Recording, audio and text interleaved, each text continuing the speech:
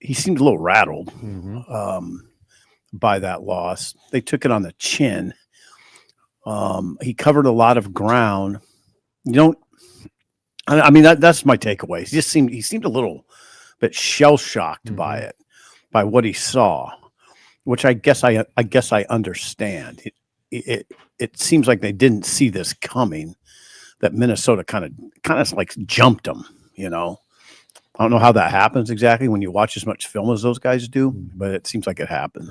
Yeah, and it wasn't just him either. I mean, listening to the coordinators today, I thought both Dana Holgorsen and John Butler looked like they didn't have a lot of answers. You know, John Butler's like, you know, I didn't fight back. He said the big long run right out of the gates that Minnesota had, he called the game differently. Like he was almost timid with how aggressive he was. He didn't blitz enough, and basically said that he lost his attacking mentality in that game just because of one run in a 6-7 game. Like, yeah, 7-6. Yeah, that's concerning to me. That, you know, your coaches don't seem to have a lot of answers for why that happened, why the team didn't come in prepared, why they weren't ready to fight, why they couldn't execute. Like, that's in a game of that magnitude. Like, we talked about how critical this October stretch was. They knew what was at stake. They knew what Minnesota has done to Nebraska and the track record they have against BJ Fleck.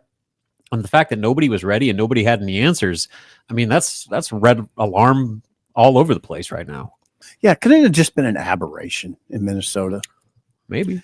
When Matt Rule said that people didn't take them seriously, or even Henry Artoski said, I think we all just thought they would just kind of let us take over and win the fourth quarter. What the hell does that mean? Like, what? How does a guy allow that to even seep into his head? And he was asked why, and he's like, well, I don't know. Can't answer that.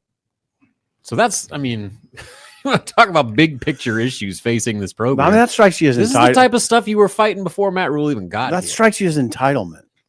This place is odd. It's an odd place because you deal with all this history. These players come here and they get all this adulation that you don't get at a lot of schools. You don't get it at Northwestern. A lot of analysis, a lot of people talking. Yeah, and then just a lot of hype kind of for players. Then they almost think like it's they're the ones that won championships and got this program where it is. They're not. That's what I think that drives Rule crazy. That's what I think. Yeah.